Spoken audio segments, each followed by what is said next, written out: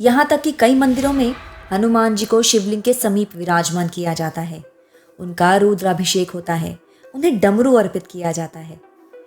ये तो सभी कहते हैं कि हनुमान में शिव का बल, तपस्या का धैर्य और रुद्र का तेज समाहित था। कई पुराणों में लिखा है कि हनुमान शिव के तेजस का प्रतिबिंब है।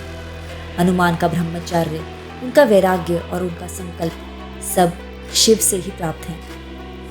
कुछ ग्रंथों में तो लिखा है कि हनुमान शिव के ही भक्त रूप हैं, जिसमें शिव ने अपने आप को भक्ति में विलीन कर दिया।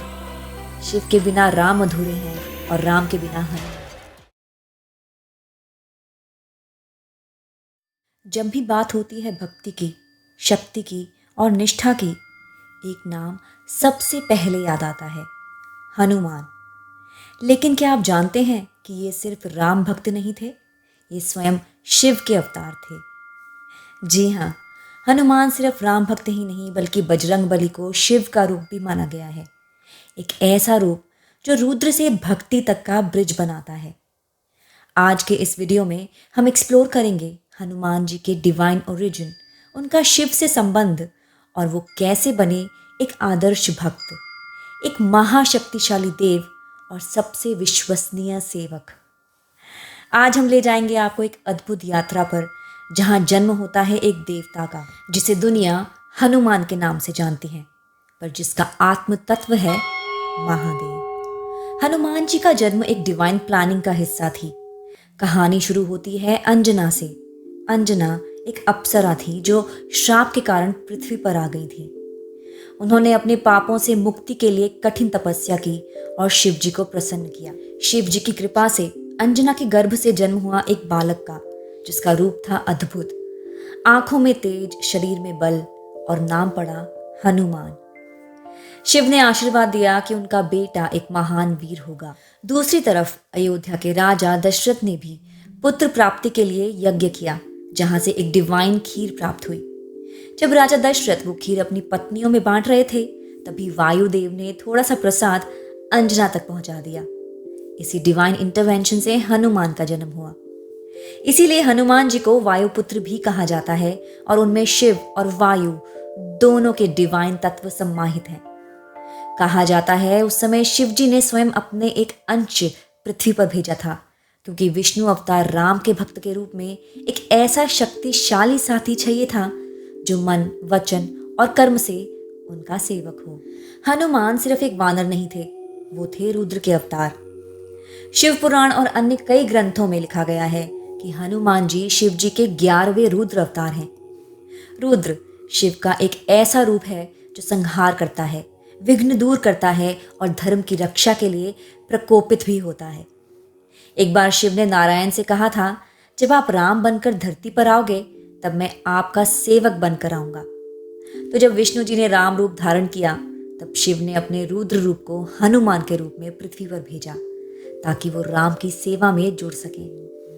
और तब जन्म लिया रुद्र के 11वें रूपों में से एक रूप ने, हनुमान के रूप में। हनुमान जी में रुद्र की ज्वाला थी, लेकिन वो ज्वाला भक्ति और सेवा में परिवर्तित हो गई। उनका तेजस, उनका वीरता और उनका अपार बल, ये सब उनके शिव तत्व की प्रामाणिकता देते हैं। उन्होंने अपने बालपन में ही सूर्य को गुरु बना लिया और अपने बल से ग्रहों को हिला दिया। ये रुद्र स्वरूप था ही ऐसा कि हर देवता उन्हें प्रणाम करे। उनका जीवन एक मिशन बन गया था, राम जी के लिए जीना, उनकी सेवा में अपने आप को समर्पित कर देना। कई ग्रंथों में हनुमान जी को शंकर सुवन यानी शंकर के पुत्र भी कहा गया है।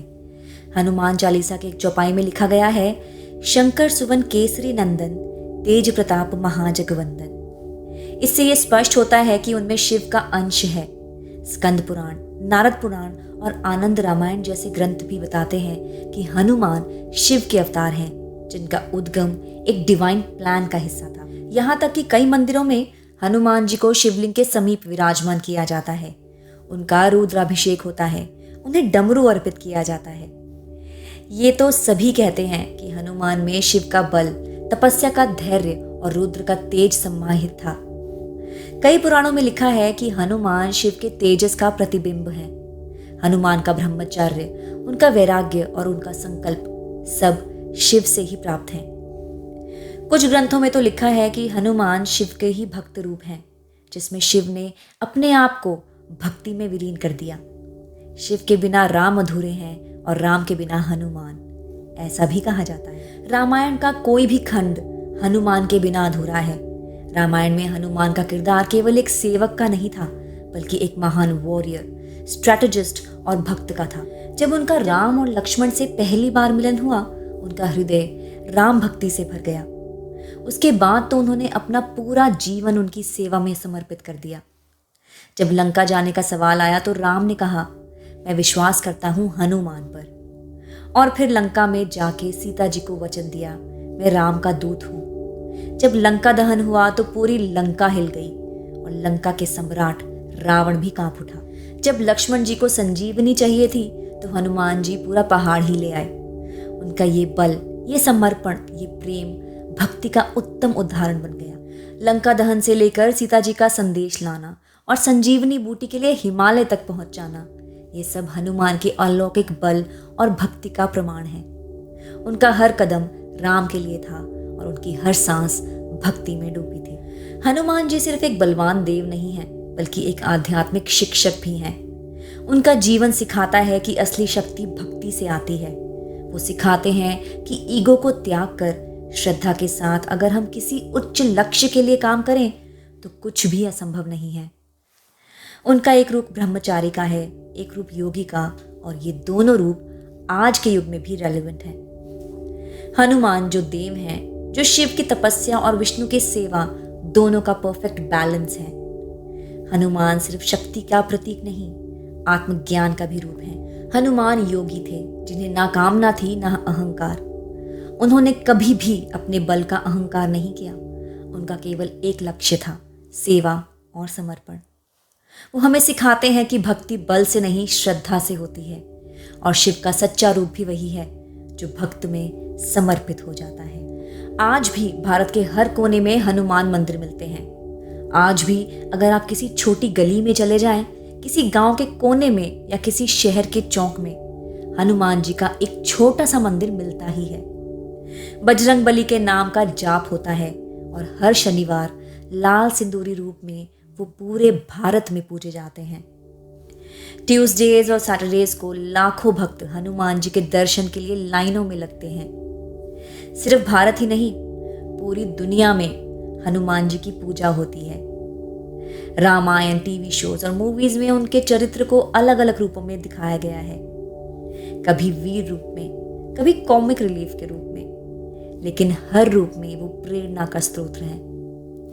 वो आज भी जीवित हैं और उस भक्त के दिल में जो निष्काम भक्ति करता है, वो सबके हैं, हर उस व्यक्ति के जो सच्चे मन से राम का नाम लेते हैं। इसलिए कहते हैं, ना जाने किस रूप में हनुमान आज भी हमारे बीच घूम रहे हैं। कभी एक रिक्शा वाले के रूप में, कभी किसी साधु के रूप में, तो कभी एक दोस्त के रूप में। वो आते हैं जब आपका विश्वास उन्हें बुलाता है। तो व्यूअर्स, ये थी कहानी हनुमान जी के डिवाइन ओरिजिन की, उनका शिव अवतार होने का रहस्य, उनकी भक्ति, उनका बल और उनके आध्यात्मिक संदेश। अगर आपको ये कहानी पसंद आई हो तो लाइक करें, शेयर करें और कमेंट्स में बताएं कि हनुमान जी का कौन सा रूप आपको सबसे ज्यादा प्रेरणा देता है। See you in my next video. जय बजरंगबली, जय महादेव।